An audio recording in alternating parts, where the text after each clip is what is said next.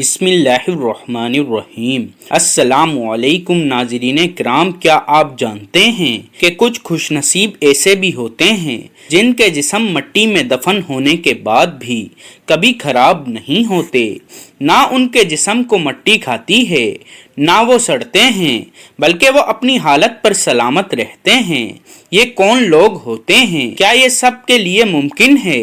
آج ہم قرآن و حدیث کی روشنی میں ان عظیم ہستیوں کا ذکر کریں گے جنہیں یہ مقام عطا کیا گیا ہے۔ یہ ویڈیو کو آخر تک لازمی دیکھیے گا تاکہ ایمان تازہ ہو جائے۔ ایک نبی پیغمبر نبی کریم صلی اللہ علیہ وآلہ وسلم نے فرمایا، انبیاء کے جسموں کو زمین کھانا حرام ہے۔ تمام انبیاء کرام علیہ السلام کے اجسام قبر میں سلامت رہتے ہیں۔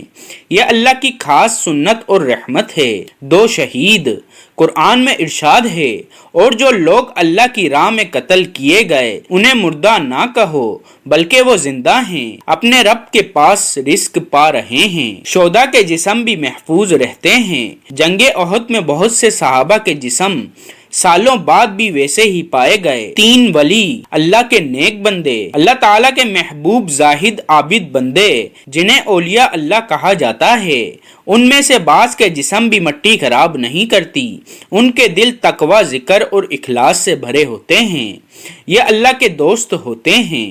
چار عالم دین، علماء حق، رسول اللہ صلی اللہ علیہ وآلہ وسلم نے فرمایا، علماء انبیاء کے وراث ہیں۔ علماء اگر علم پر عمل کرنے والا ہو تو بعض کو اللہ یہ عظمت دیتا ہے کہ ان کے اجسام بھی سلامت رہتے ہیں۔ پانچ باعمل حافظ قرآن، وہ حافظ قرآن جو قرآن کے احکام پر عمل کرتا ہے، اس کی زندگی قرآن کے مطابق ہوتی ہے، تو روایات کے مطابق ایسا شخص بھی اللہ کی خاص رحمت کا حقدار ہوتا ہے۔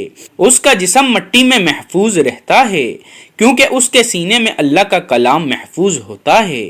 6 اللہ کی رضا کے لیے اذان دینے والا، مسجد میں اذان دینا عبادت ہے اور اللہ تعالیٰ اس عمل کو بہت محبوب رکھتا ہے۔ حدیث کے مطابق اذان دینے والے کی آواز کی حد تک ہر چیز اس کے لیے گواہی دیتی ہے۔ ایسے مخلص مؤذن بعض اوقات اس درجے تک پہنچ جاتے ہیں کہ اللہ ان کے جسم کو بھی مٹی سے محفوظ رکھتا ہے۔ 7 مراتب، سرحد پر دین کی حفاظت کرنے والا۔ مراتب وہ ہوتا ہے جو اللہ کے دین کے لیے سرحد پر پیرا دیتا ہے۔ رسول اللہ صلی اللہ علیہ وآلہ وسلم نے فرمایا، مراتب کا ایک دن دنیا و محافیہ سے بہتر ہے۔ مراتب کو موت کے بعد بھی مسلسل ثواب ملتا ہے اور بعض احادیث کے مطابق ان کے جسم محفوظ رہتے ہیں۔ 8 طاعون میں وفات پانے والا، اللہ کی رضا پر راضی رہتے ہوئے۔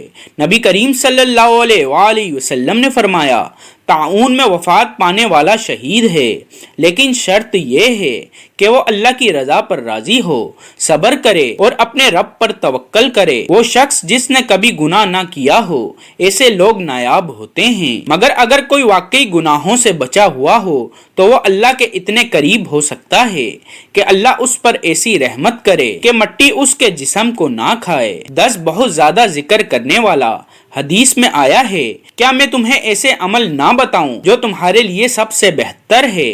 وہ اللہ کا ذکر ہے۔ جو شخص کثرت سے اللہ کا ذکر کرتا ہے اس کا دل نور سے بھر جاتا ہے اور ایسے لوگوں کو اللہ قبر میں بھی عزت دیتا ہے۔ تو میرے پیارے بھائیوں اور بہنوں، یہ مقام کسی خاص قبیلے، قوم یا حسب و نسب سے نہیں ملتا، یہ خالص نیت، عمل اور اللہ کی رضا کے لیے قربانی سے ملتا ہے۔ ہمیں چاہیے کہ اپنی زندگی کو تقوی، نیکی اور اخلاص سے سجائیں، کثرت سے ذکر کریں، قرآن کو پڑھیں، اس پر عمل کریں اور اپنی نمازوں کی حفاظت کریں۔ شاید اللہ ہمیں بھی ان خوش نصیبوں میں شامل فرما دے جن کے جسم قبر میں محفوظ رہیں۔ اگر آپ کو یہ ویڈیو پسند آئے تو اسے لازمی دوسروں کے ساتھ شیئر کریں تاکہ یہ پیغام زیادہ سے زیادہ پھیلے۔ تب تک کے لیے دعا میں یاد رکھیے گا، اللہ ہمیں نیک بندوں میں شامل فرمائے، آمین۔